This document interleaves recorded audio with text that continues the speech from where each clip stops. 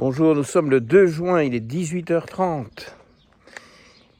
Et le sujet du jour, récemment décidé, est la famille des acides gras oméga 6.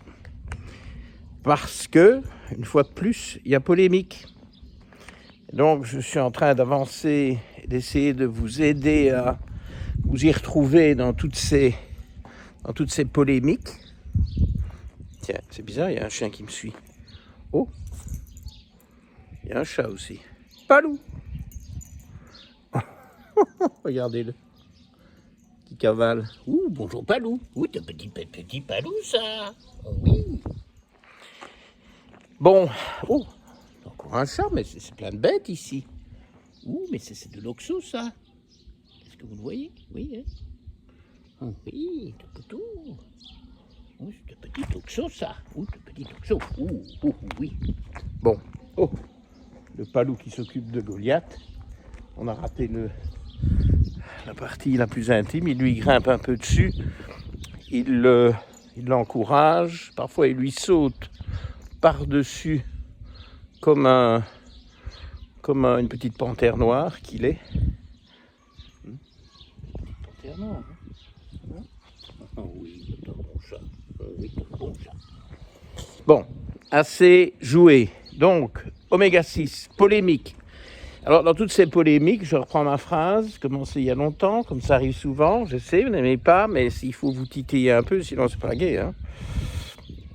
Et alors, c'est la xème de ces polémiques, et figurez-vous que, je ne sais pas, je ne fais pas tout à fait exprès, mais en réalité, on dirait que à chaque fois, il y a des extrémistes dans les deux camps. Alors, figurez-vous que c'est en préparant cette vidéo que je me rends compte de ça, parce que ça, c'était pas tout à fait prévu au programme.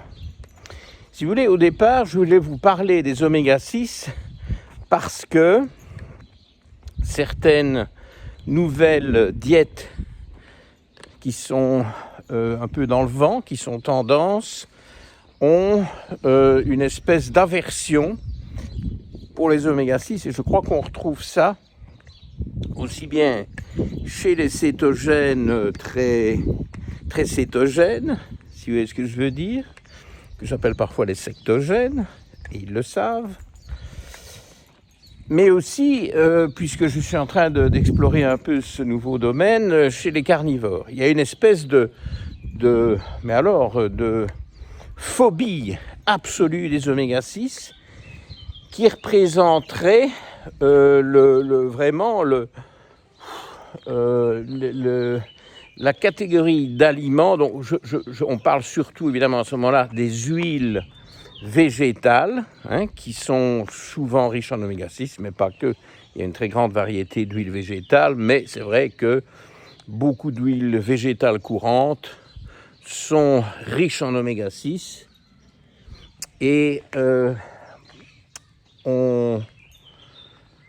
on pourrait citer, c'est surtout évidemment un phénomène américain au départ, hein, mais alors évidemment ceux qui singent,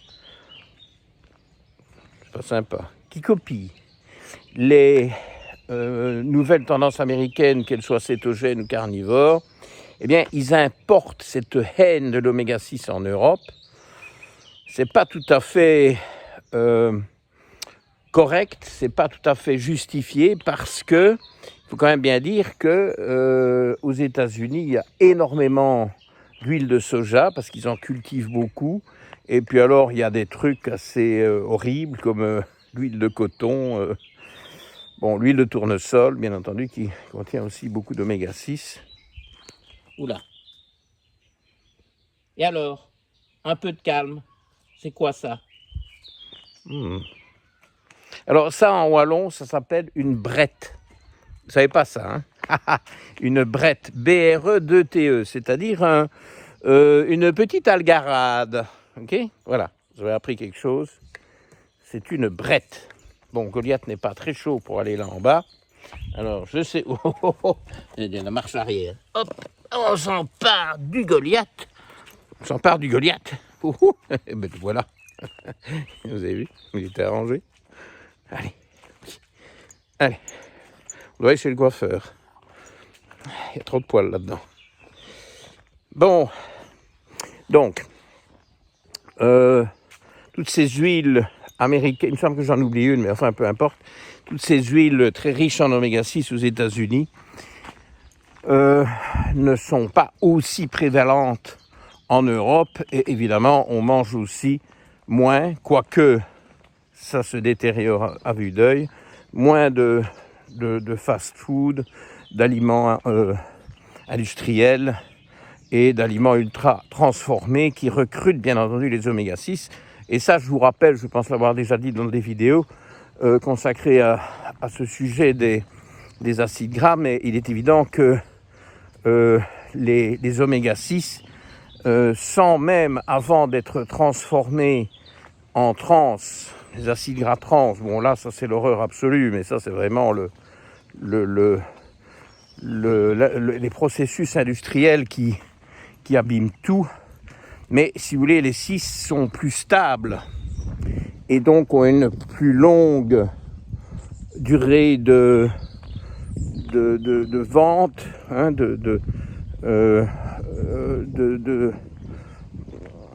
comment est-ce qu'on dit en français, shelf life en anglais, de durée de vie sur les étagères, quoi, vous voyez, avec des dates de péremption plus lointaines. On vient d'avoir une fulgurance oxyenne que je vous ai loupée. Mais bon, voilà une fulgurance. Palou. Il va falloir faire un peu police, hein. Palou, il en prend à son aise, hein. Palou, non. Bon, donc, toutes ces tendances industrielles, évidemment, amènent beaucoup d'oméga 6. Et donc, il y en a énormément aux États-Unis. Il y en a moins chez nous. Okay, donc, déjà, ça, c'est une nuance. Et puis, alors, ce dont j'entends des cavalcades dans le bois, je peux vous dire qu'ils sont en forme. Alors, ce que je dois absolument vous présenter aujourd'hui, c'est que, en fait, cette histoire d'oméga 6 doit aussi être individualisée. Nous ne sommes pas tous égaux devant les huiles végétales, parce que, si vous voulez, les huiles végétales apportent surtout le premier acide gras de la famille oméga 6, qui est l'acide linoléique. Il n'y a pas de N là-dedans, linoléique. Souvent caractérisé par son acronyme anglophone, c'est-à-dire LA, linoléique acide. Je vous le donne parce que vous allez voir que derrière, il y a d'autres acronymes qui sont utilisés chez nous. Ça cavale. Et qui donc permettent de faciliter un peu le discours, hein, d'utiliser ces acronymes. Et donc, c'est surtout ce LA qui est apporté par les huiles en question. Mais la manière dont il est métabolisé varie selon les individus. Voilà, ça c'est un peu la nouvelle du jour. Et donc, forcément, comme il y a des différences interindividuelles, les discours extrémistes, alors je dépose mon Goliath parce que, en général, quand on se retrouve ici, à la croisée des chemins, il est un peu plus chaud pour aller marcher par là, parce que sinon, je crois qu'il a un peu mal à son genou droit en descente, vu qu'il n'a plus de ligaments croisés. Alors ça va bien dans les côtes, ça ne va pas si bien que ça dans les descentes. Enthousiasme modéré quand même. Et donc, cet apport de LA par l'alimentation va déboucher sur des transformations successives. Ça c'est classique, ce sont les désaturases qui entrent en jeu. On commence d'ailleurs directement par la delta 6 désaturase qui aboutit au fameux acide gamma-linolénique, cette fois-ci avec un N, GLA. Okay, le GLA, vous avez peut-être dans vos traitements ou dont vous avez entendu parler. Et puis, lui-même va encore subir des transformations. Dans la suite de la famille, vous avez un autre acide gras oméga 6 qui est très intéressant, qui est le DGLA, le dihomo-gamma-linolénique. DGLA pour les intimes, parce qu'il faut admettre que ça devient un peu lourd. Et donc ce DGLA est intéressant parce qu'il est anti-inflammatoire, tout comme le PA, qui est lui présent dans la famille oméga 3, qui est le fameux acide gras anti-inflammatoire des huiles de poisson. Okay, enfin, qu'on trouve dans les poissons gras, parce que je ne devrais pas dire des huiles de poisson. Dans les poissons gras, à défaut, si on est allergique aux poissons, bon, on peut le trouver dans les huiles. Les huiles n'étant pas allergisantes, je vous rappelle que les allergies viennent des protéines et pas des graisses. Ça, c'est un grand principe que les gens ont parfois un peu du mal à intégrer. Donc, ce DG-là, anti-inflammatoire, mais le 6e et dernier, ce sont toujours les familles de 6, 6 oméga 6, 6 oméga 3. Le 6e et dernier, c'est un peu l'inverse, un peu beaucoup, c'est le fameux acide arachidonique, qui est le précurseur de quasiment tous les eicosanoïdes, donc de toutes les molécules pro-inflammatoires de l'organisme. Et donc, c'est un véritable... une bombe à retardement, j'allais dire, mais pas nécessairement beaucoup de retard.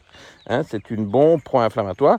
Mais évidemment, gardons à l'esprit le fait que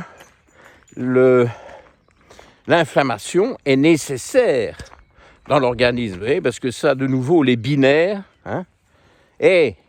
bonjour les binaires, ça va les binaires, les binaires nous disent que les oméga 6, c'est quasiment du poison. Je vous montre un peu le paysage, le temps de me calmer. Que c'est quasiment du poison. Alors, ouais, un des trucs, je pense vous l'avoir déjà dit quelque part, mais peut-être dans un webinaire qui sont longs, que tout le monde n'écoute pas dans leur globalité. Un des enseignements que je mets en guillemets des cétogènes extrémistes, des sectogènes, c'est d'inculquer à leurs ouailles que on doit éviter les amandes comme la peste parce que leur ratio oméga 6 sur oméga 3 est de, tenez-vous bien, bon, je pense que vous êtes au courant, on aime bien les ratios 3 sur 1, qui correspond d'ailleurs au fait que les enzymes qui gèrent ces deux familles ici, ces trois qui sont communs aux deux familles, j'insiste là-dessus, mais je vous l'ai déjà dit beaucoup de fois, sont plus attirés par les oméga 3. Leur affinité, donc leur capacité d'activité enzymatique est plus grande vis-à-vis des oméga 3. Et donc, il y a une compensation endogène qui fait que on est parfaitement adapté à une prise de 6 supérieure à la prise de 3, pas la prise de 3 par qui a été l'objet d'une longue guerre décrite dans l'Iliade et dans certains films, mais la prise de 3 fois plus d'oméga 6 que d'oméga 3 est parfaitement correcte. Et d'ailleurs, dans la nature, il faut quand même bien dire que les sources d'oméga 6 sont beaucoup plus fréquentes que les sources d'oméga 3. Quand on regarde toutes les huiles à disposition, c'est quand même toujours un peu plus délicat de trouver des sources d'oméga 3 que d'oméga 6. Donc tout ça est cohérent. Mais alors, l'enseignement des sectogènes, c'est de dire que dans les amandes, mon Dieu, le rapport oméga 6 sur oméga 3 est de, accrochez-vous, tenez-vous bien, de 2500. Palou, il n'est pas gentil aujourd'hui. Et donc 2500. Bon, hein, pardon, hein, 2500. Forcément, il n'y a pas d'oméga 3 dans les amandes. Mais bon, ils vont vous trouver une huile où le rapport est de 15 000, quoi. Hein. Ben oui, s'il n'y a pas d'oméga 3 ou qu'il y en a des quantités infimes, et on met ça dans un rapport, le rapport est ridicule. Alors, est-ce que je suis énormément pro-amande?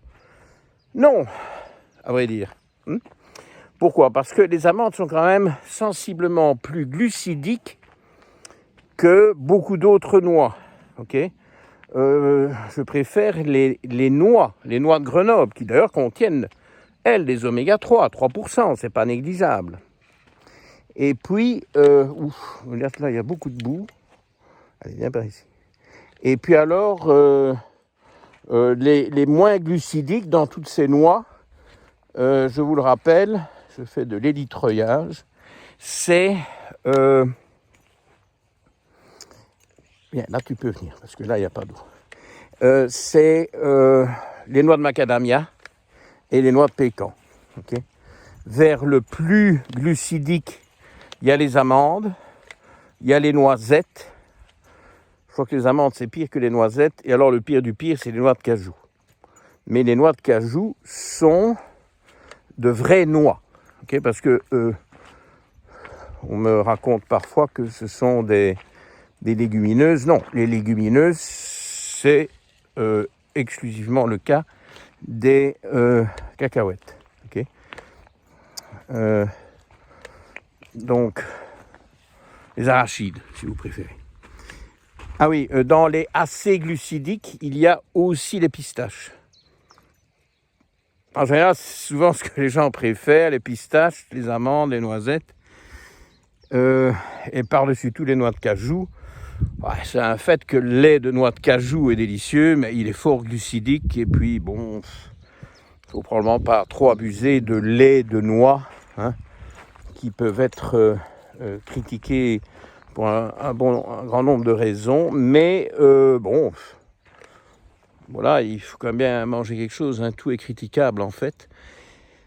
Ce qui pose aussi problème dans les amandes, c'est qu'il y a beaucoup d'oxalate.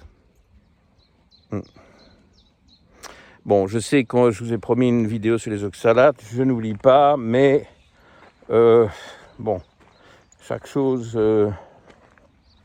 en son temps. C'est un sujet très complexe et je ne suis pas du tout prêt. Ce sera après l'été, parce qu'il va falloir que je travaille ça. Complexité alors surprenante que je découvre petit à petit. Et ça, c'est une découverte que je dois à cet intérêt récent que j'ai eu pour la diète carnivore. Ils sont très braqués oxalates et bon, c'est intéressant. Mais j'y reviendrai. Donc,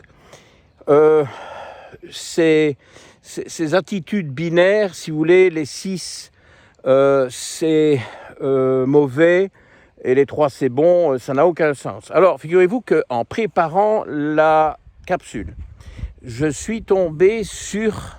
regardez les beaux paysages que je vous offre. Et c'est gratuit. Et il n'y a pas de pub.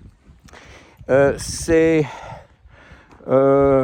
surprenant aussi ce que j'ai trouvé en préparant la bibliographie. Je n'ai pas fait énormément de bibliographie parce que ceci est quand même très basé sur la biochimie qui est connue. Mais quand même, je voulais faire le point des dernières études. J'ai retrouvé au fait l'article Princeps qui m'avait séduit il y a déjà longtemps. Il date de 2010. Je vous le mettrai en lien vers ma Dropbox dans la description de la capsule. Donc c'est l'article Princeps qui annonçait l'identification et la description et l'étude plus fine des gènes et donc des génotypes qui affectent les désaturases. Il y en a deux, il y a la delta 6 désaturase et aussi derrière la delta 5 désaturase. Delta 5 désaturase, le gène c'est FADS1, FADS1 et la delta 6 c'est FADS2. Okay. Alors je vous donne les RS en lien aussi vers ma Dropbox dans la description de la vidéo. Parce que bon, il y a toujours une foultitude de RS. Bon, ceux que je vous donne, c'est ceux que j'utilise. Et d'ailleurs, le résultat que je vous mets en lien, c'est le mien. Ok ? Ce sont mes génotypes FATS1 et FATS2. Alors, ça c'est fondamental parce que c'est un des gros points que je dois bien faire passer aujourd'hui. C'est que, et c'est d'ailleurs mon cas, pas mal de gens ont des désaturases 5 et 6, donc des FATS1, FATS2 très performants. Et donc, très facilement, envoie l'acide linoléique dont on parlait, donc le début de la famille, vers l'acide arachidonique. Donc un risque pro-inflammatoire plus grand chez les gens qui ont mon génotype. Mes génotypes, puisqu'il y en a deux, qui peuvent donc être comme d'habitude. Bon là, il n'est pas question de moderne et d'ancestral, hein. Là c'est plutôt sauvage et variant, ou disons des génotypes pro-désaturation ou pas. Okay, et alors il y en a deux, avec toujours une copie de chaque parent. Donc il y a 4 possibilités. Et moi j'ai les 4 copies pour ces 2 génotypes qui sont pro-désaturation. Donc je dois faire attention à ces huiles oméga 6.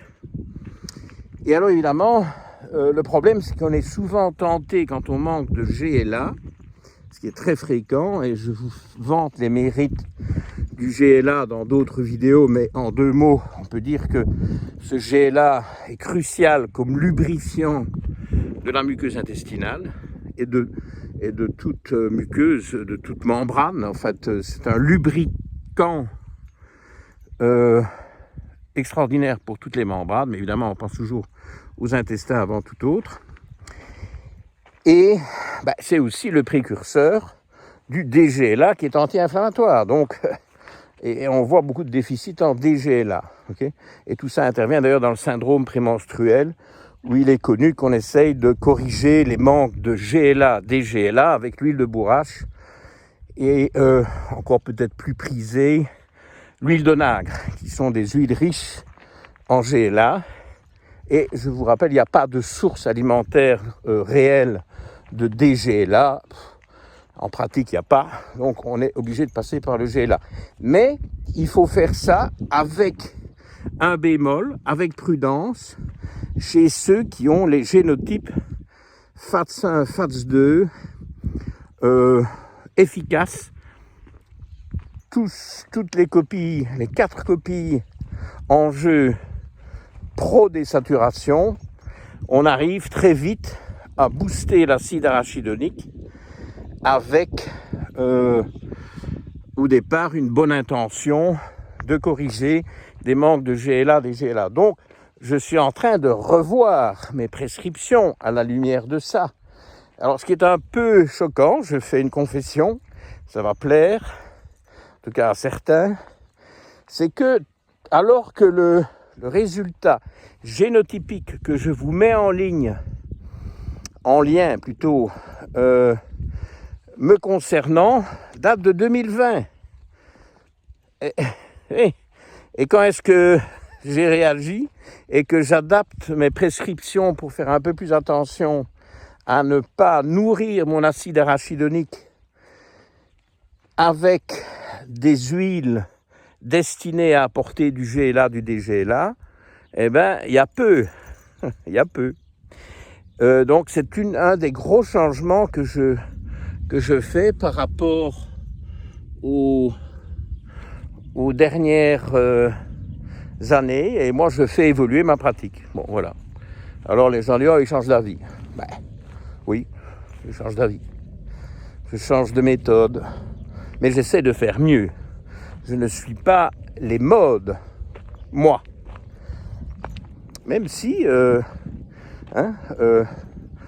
vais indaguer du côté de ces diètes à succès qui nous viennent des USA, mais qui sont parfois appliquées à tort et à travers, et surtout pour tout le monde. C'est toujours le même problème. Il y a du vrai, et ce qui se dit dans ces diètes va aider des gens beaucoup, énormément, va leur changer la vie. Mais vu que c'est appliqué de manière indiscriminée, eh bien, ils vont faire du tort à d'autres parce qu'ils veulent one size fits all. Alors, avec les 2 minutes qui me restent, je vous fais part d'une autre. C'est là que je vous dis que je tombe chaque fois dans des débats entre extrêmes. Ceux qui haïssent les oméga-6, on en a parlé. Et puis alors, j'ai trouvé une étude qui me paraissait très bien, qui parle de FATS 1, FATS 2, qui en parle très bien, qui dit que c'est très important, que ça va influencer jusqu'à 28% des taux d'acide arachidonique, ce qui est loin d'être négligeable. Et encore, je suppose que ça, c'est une espèce de moyenne. Donc, il faut absolument aller vérifier ces génotypes si vous vous intéressez de près au profil d'acide gras et que vous voulez les optimiser. Ce qui est conseillé à tout le monde, un jour ou l'autre. Et puis, une fois qu'on l'a fait, on sait un peu comment travailler. Donc, c'est pas des tests. Bon, les génotypes, on les fait une fois. Le profil d'acide gras, si vous en faites déjà un au départ, et puis peut-être un après X mois, quand vous avez fait 6 mois, peut-être un, pas 2 mois ou 3 mois. Il faut laisser un peu de temps, 4 à 6 mois. Vous vérifiez si vos interventions sont efficaces. Et cette importance des génotypes est relevée dans l'article en question. Mais cet article que j'ai trouvé, qui est italien, paraissait génial. FATS 1, FATS 2, c'est comme ça que j'ai trouvé les liens. Et en y regardant de plus près, l'article fait l'apologie de l'acide linoléique. À lire l'article, c'est génial. Alors vous avez les sectogènes qui vous disent que c'est un poison absolu, qu'il ne faut même pas le regarder la nuit avec des lunettes solaires. Et puis vous avez un article ici, majoritairement universitaire, mais attention, il y a un auteur, un des 3 auteurs, travaille pour une espèce d'organisation. Et donc j'ai tout de suite été voir dans les conflits d'intérêts. Pas bon. Industrie alimentaire. Conflit d'intérêts, boum. Vous vous retrouvez avec un article que je vous mets en lien. Vous verrez sur ma Dropbox, un full texte. Vous jugerez par vous-même. Un article dithyrambique pour les oméga-6. Donc, toujours la même chose.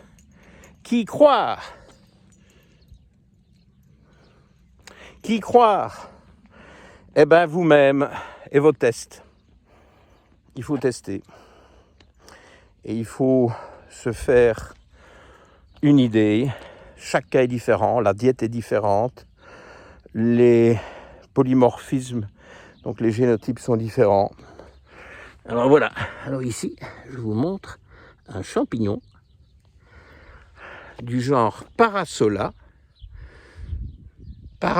plicatilis. C'est pas magnifique ça, pour finir ma vidéo? Pour une fois que je ne termine pas sur Goliath, je termine sur un des premiers champignons de la saison. À bientôt. Bye bye. Merci.